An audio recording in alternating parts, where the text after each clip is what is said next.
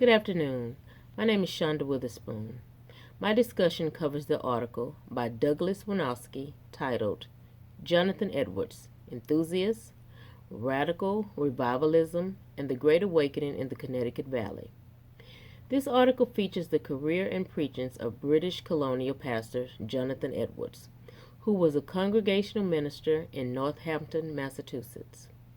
The article concentrates on his most famous sermon that he gave in Enfield, Connecticut on July 8, 1741, titled Sinners in the Hands of an Angry God.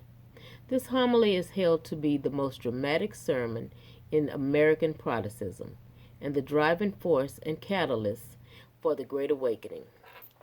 The sermon can be called one of fire and brimstone, leaving the hearers in trances, sobbing, groaning, screeching, and howling, having fits within their bodies, passing out, and even fainting.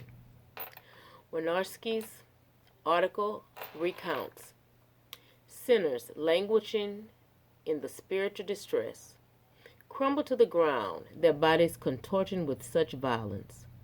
According to one witness, it was like they had all broken bones, or rather no bones at all. What made this sermon so celebrated? To stir up enough religious fervor to start a whole new spiritual movement. The article studied 5 decades of reviews and scrutiny made by several scholars and theologians. They analyze and debate the significance of the sermon. Some studies conclude it was Edwards' powerful imagery during the sermon. According to Winofsky, more recent scholarships have focused on his skillful use of repeating phrases, a stark juxtaposition of terror and hope, as well as the sermon's raw intimacy, intensely personal tone, escalating emotional appeal, style structure, and pulsating rhythm. Many theologians, though, have just discarded it altogether as being a fluke, an inconsistency to Edwards' customary writings, remaining aloof from the studies of his awakening dogmatic literature. Yet history have Edwards preaching this greatest soul-stirring sermon that brought many converts and had seasoned Christians rededicating their faith. Recording that the majority of the new converts and newly saved souls were young adults and children. Edwards' sermons did have huge effects on young people and children.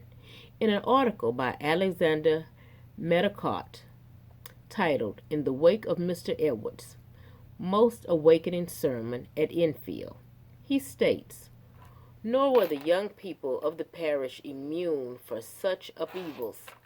On July 9th, the children of Longmeadow cried and took on so during the sermon that they were called forward and sat at the alley before the pulpit in order to hear the minister's words more clearly.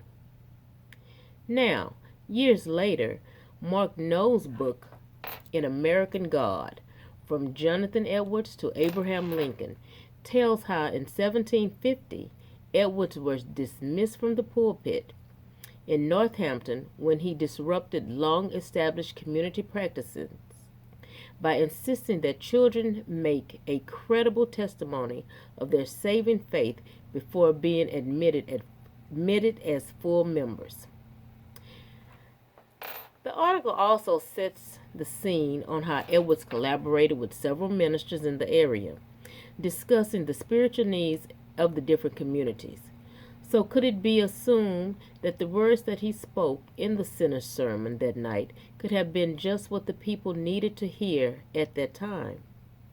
The article goes on to monitor the religious activities after the sermon of the Great Awakening in that region of the country.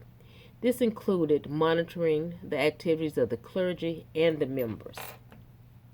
In the book, The Great Awakening, A History of the Revival of Religion in the Time of Edwards and Winfield by Joseph Tracy, Edwards is recognized as a most efficient preacher in New England.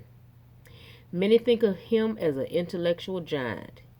He was perhaps as remarkable for his power and habit of deep and strong and tender feelings as for his powerful argumentation. The article ends with an account from the pious, energetic supporter of evangelistic Protestantism and spiritual metamorphosis he received from hearing sinners in the hands of an angry God, and his allure with Jonathan Edwards, the great awakening minister.